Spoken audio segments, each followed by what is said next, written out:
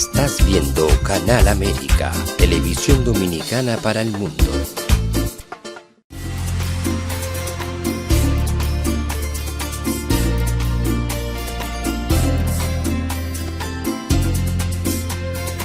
A Time for True show is sponsored by the Office of Dr. Bernard Fialkoff, a periodontal, dental implant and laser specialist in New York City, for over 40 years.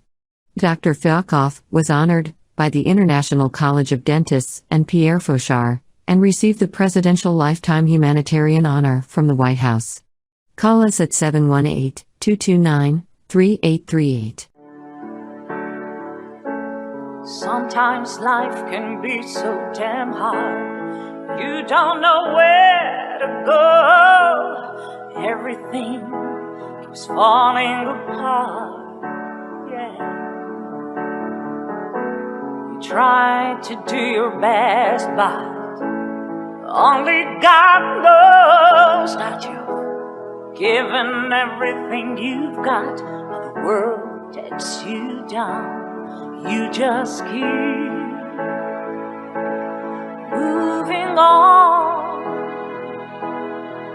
Let your fears. Welcome to A Time for True show. I'm your host, Dr. Bernard Fialkoff, and it's a pleasure to be back with you again tonight. For those of you who want to avail yourself of all our previous shows, go on YouTube, click on A Time for True show, hit the subscribe button, and you'll become a member. There's no charge. We'd love to have you. And tonight, we have a very special show because this show has to do with our families and a threat that's been occurring and increasing across our country. It's a threat to our families, to the American way, and to the future of the United States of America. The home of so many different cultures, races, religions, freedom, the home of freedom. And so tonight we're very lucky to have with us Lance Dyer.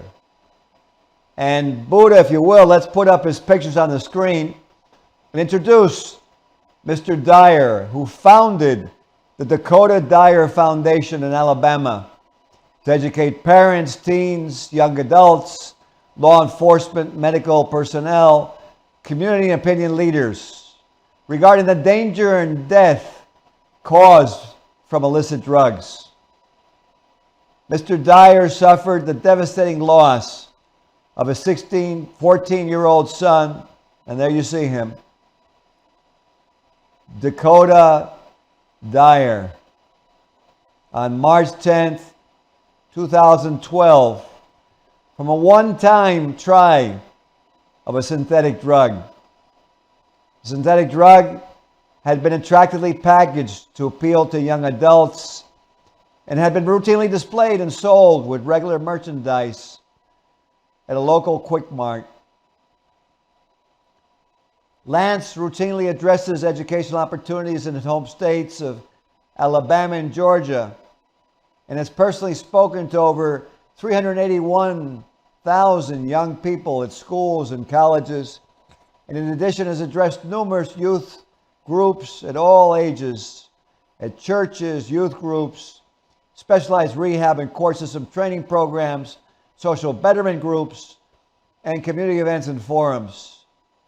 Mr. Dyer has also spoken to Native American high school students on 3 reservations, and his Dakota Foundation actively incorporates the Foundation for Drug-Free World drug educational materials in their talks across the United States. Lance found the materials routinely popular with young people and found the content to be unbiased, non-political, non-religious, non-judgmental, and easily understood by all ages. Therefore, he found that it allowed the opportunity for personal reflection, responsibility, and understanding, and a chance of effective demand reduction. So, if you will, Buddha, I want to bring up Mr. Lance Dyer.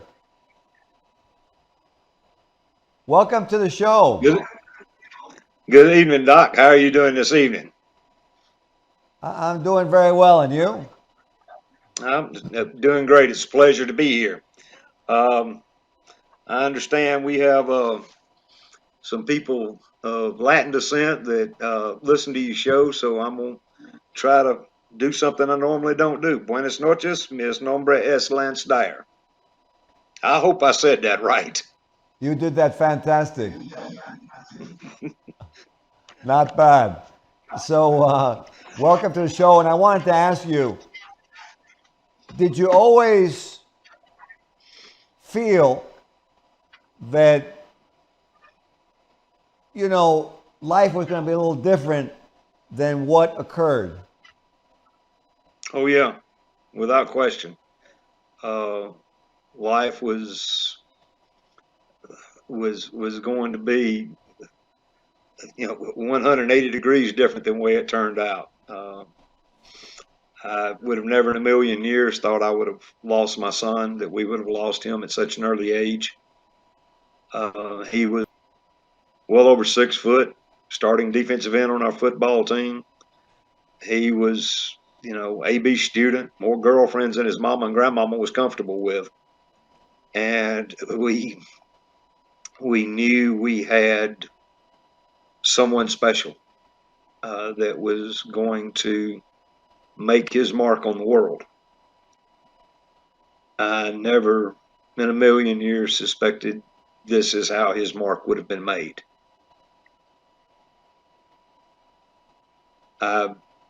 Middle class family. There was nothing unique, nothing special about us.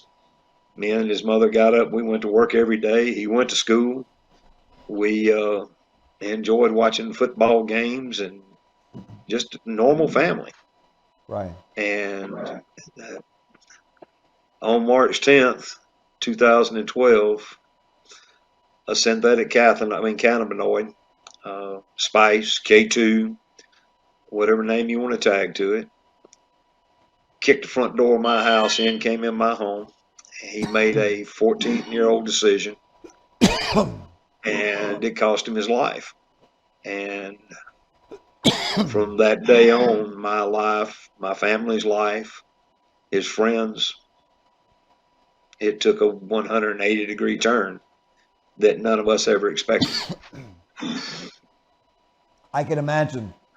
I really feel and can imagine,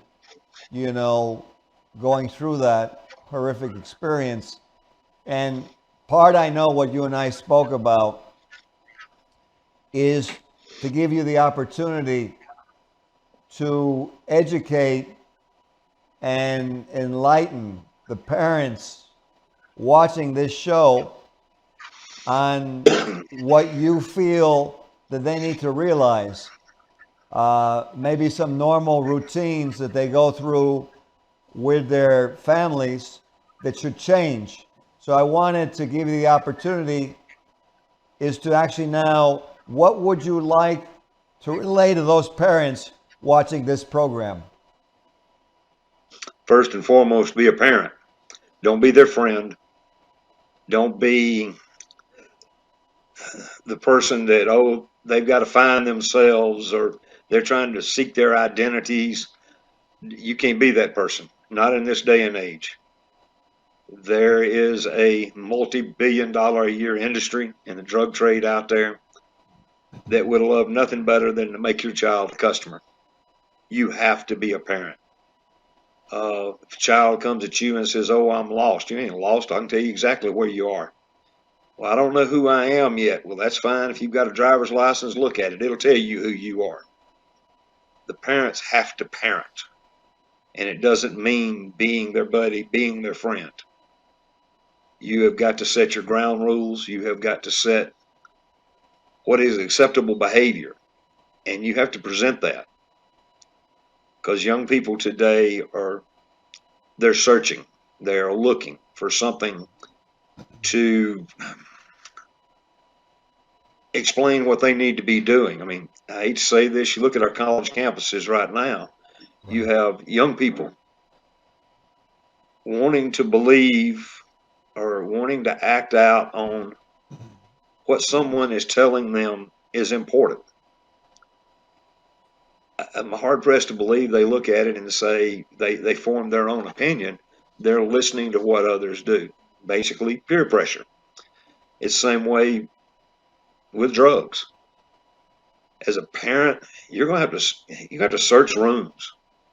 Go in there and see if you've got strings tied to air conditioned ductwork to see if there's anything hanging down in there. Break open your Xbox and PlayStation cases and check behind the plastic liners. Look for cuts in the carpet, cuts in pillows. In the summertime, check the pockets of winter clothing. Check backpacks, check cars. And that's invading their privacy. Well, I'd rather invade their privacy than have to have a man tell you what type of vault you need to buy to put your son's casket in and how many years it'll keep the moisture out of that casket. The trade-off is pretty basic. You have got to be proactive. You have got to be energetic in your child's life, and you have to educate them. And if that means educating yourself, so be it.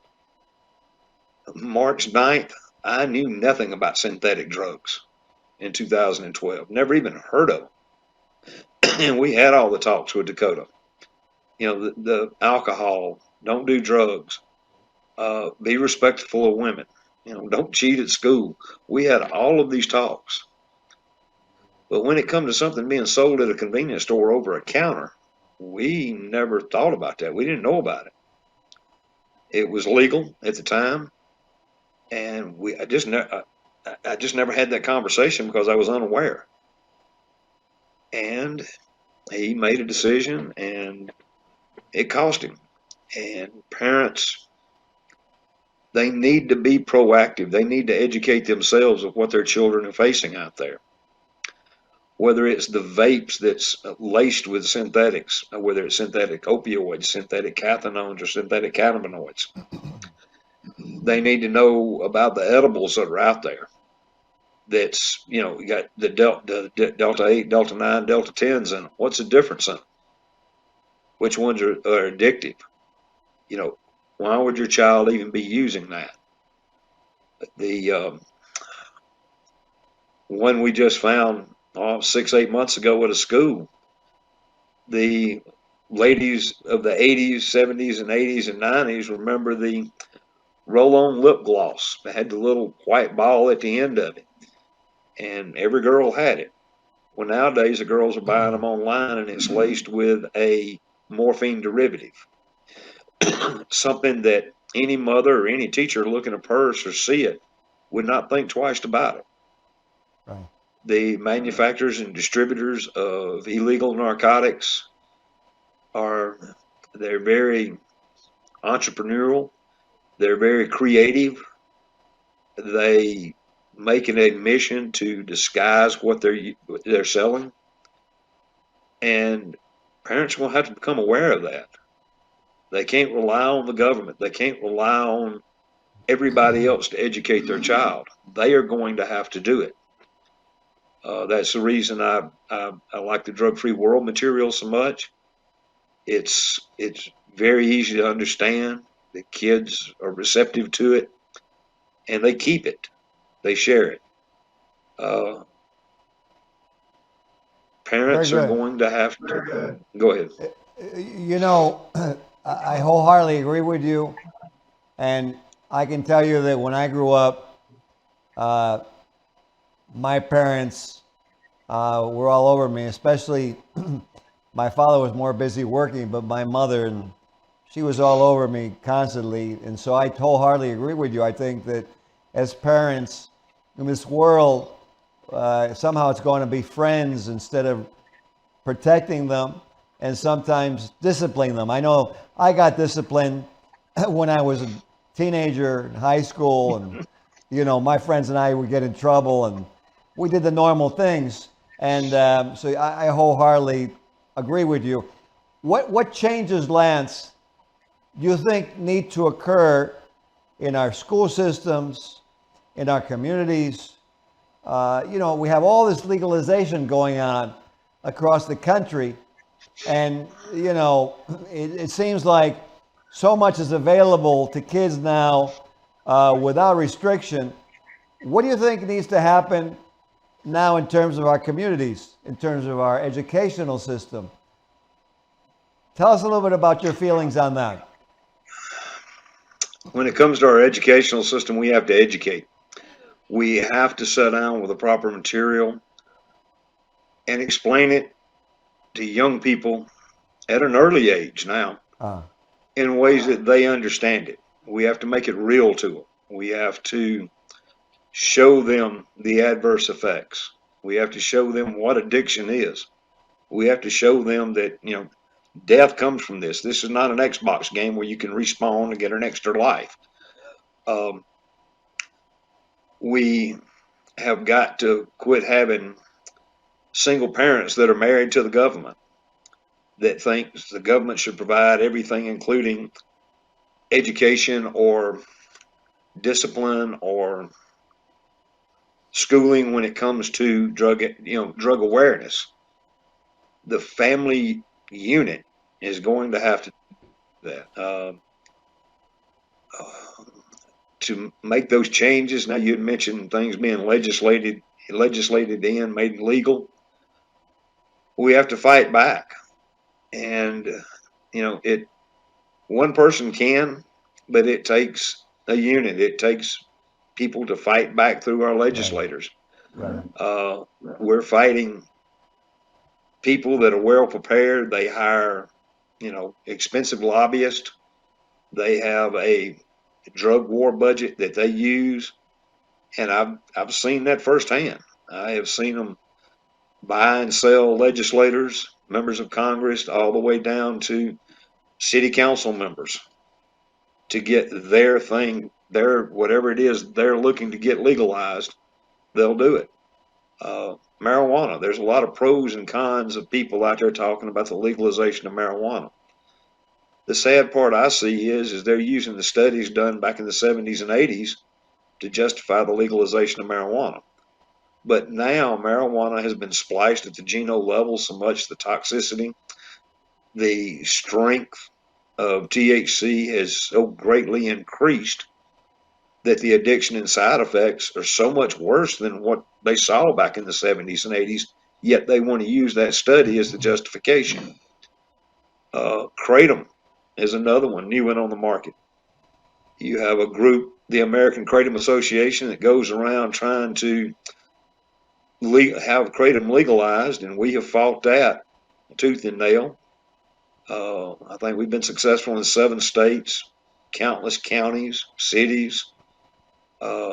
The Mississippi legislature didn't want to make it against the law, so we went at the county level, and now almost half the counties and cities in the state of Mississippi have banned it. So there's ways of doing this. There's ways of stopping it, and parents can do that, but it has to start at the kitchen table. It Absolutely. has to start. You're so right. One of the things that I can tell you from my own personal experience, like you were saying, when I was in high school, I had a good friend of mine who was a great football player. He got a scholarship to Ohio State. And, in high school, he smoked marijuana. Back then, it was maybe 1%, maybe 2% THC, maybe at the highest 3%. And he got the scholarship. And what happened is he went out to Ohio State. He was a linebacker. And he was smoking marijuana, so they threw him out. But he was so good that they said, if you just stay clean at this junior college for 1 year, you can play there, and we'll bring you back. And you can come, and we'll take you full ride, full scholarship again, and you can play at Ohio State. Anyway, I know the end of the story is even at 1%, 2% THC, 3%, he couldn't stop. He didn't stop. He got kicked out of the junior college, never finished, never went anywhere. He had great talent. And, you know, I never forgot this story. Now we're dealing, like you said, with THC that's 15, 20, 25, 30% without vaping, like you said. And, you know, Lord knows what, like you were saying, what these people legalizing are thinking of. You know, it's totally insane. What I wanted to ask you, what, because you go all across the country, what are the changes that you see, or as you go across the country, you see the different media or the different leaders that you meet, what are you seeing that's happening in our country? There's a certain sect of our elected leaders that they don't see this. He just kind of sweep it under the rug and pass the legislation and hope nobody says anything about it.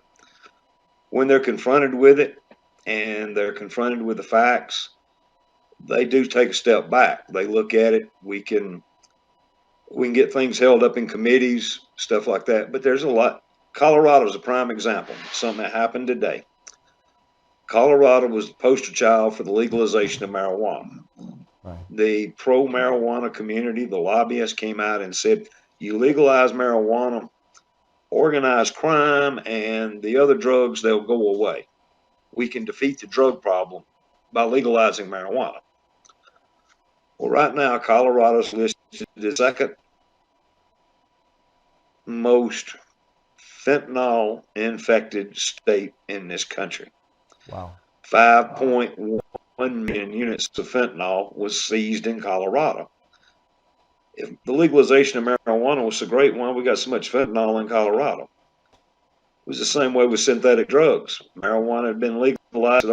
Oh, the synthetics go away.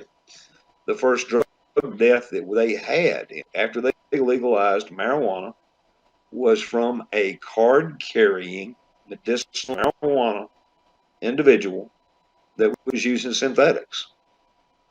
There was no need to use synthetics. They had a card that allowed them to buy marijuana.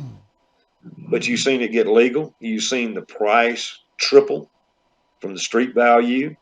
And now you have the cartels in Colorado working with the dispensaries as a way to wash their illegal drug money. So the myth that the legalization makes everything go away, or it makes things so much better, or it does away with organized crime, has been dispelled. Same thing happened in Washington State, California. Everywhere you see these liberal legalizations after a couple of years, you have cartel and organized crime involved. You have drug usage skyrocketing, and you see the harder, more deadlier drugs show up in greater quantities. And everywhere you have seen this, the liberal legalization, this follows. So it's, I tell young people, when I talk to them, I'm going to say, listen, ladies and gentlemen, you are living in a time where people are trying to drug down America's youth. And to me, the youth of this country, or the youth of the planet, is our most precious natural resource. And we have got to do everything in our power to fence those that would harm that or take that from us, and to help educate them so they can make good, informed decisions when it comes to drug usage. Absolutely. You know, I keep hearing politicians talking about economy, how it's going to be great for the economy.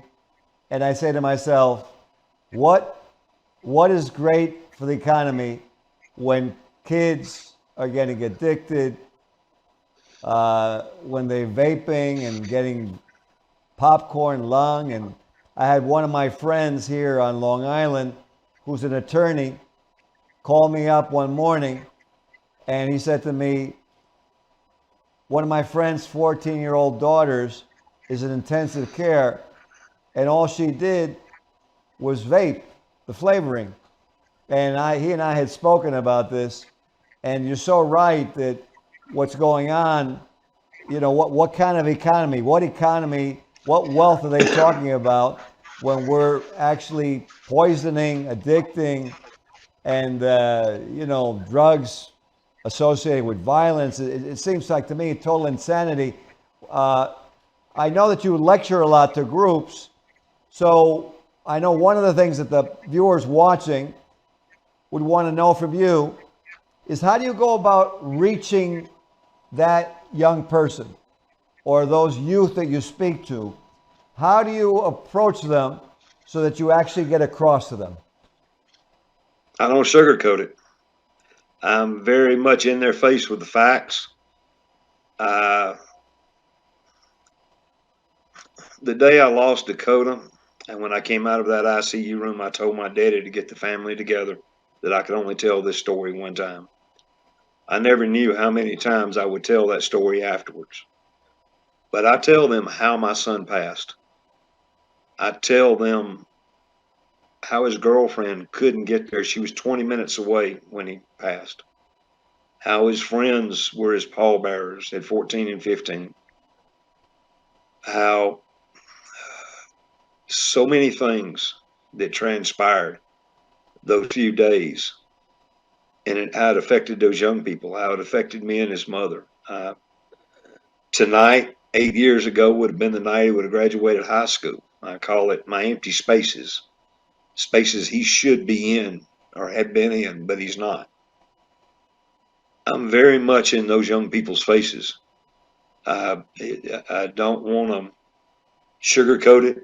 I don't want to give them the impression that, well, if you try it once or twice, you'll be okay. No. This is the reality. This is the real world. And if you choose these decisions, this is what can happen to you. In this day and age, young people have to have factual knowledge, factual education. Because if we don't educate them, the streets will. And I've hurt some of them's feelings. I've had phone calls from parents saying I was too graphic. I've also had phone calls from parents saying thank you for being so graphic. One thing I do is, with the terrorist affiliation with a lot of drug manufacturers across the world, I'll ask the kids, how many of them have brothers or sisters or aunts or uncles or family members that's in the service? I'll tell them, when you go and buy these synthetics and you spend your money on it, a portion of your money is going back to a terrorist organization trying to kill your loved one. Wow. That's Wow. It's not rocket science. We No. look at China.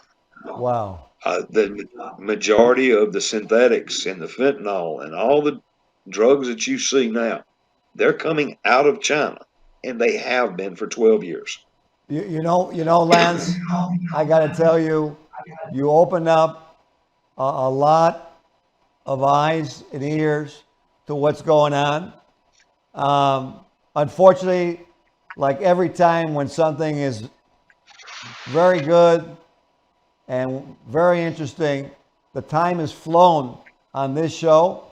But I want to thank you for willing to share such a difficult situation for you to share.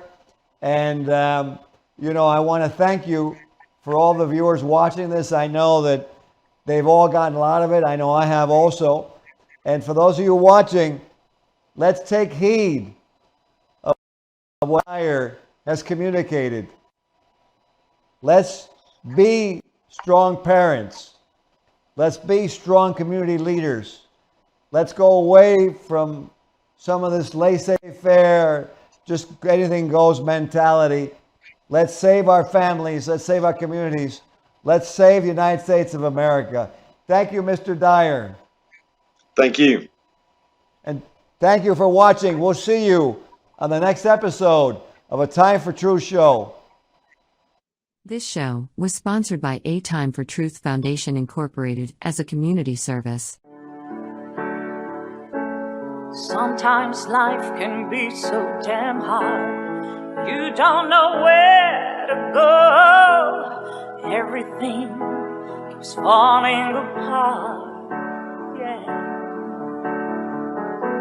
You try to do your best, but only God knows that you've given everything you've got, but the world takes you down. You just keep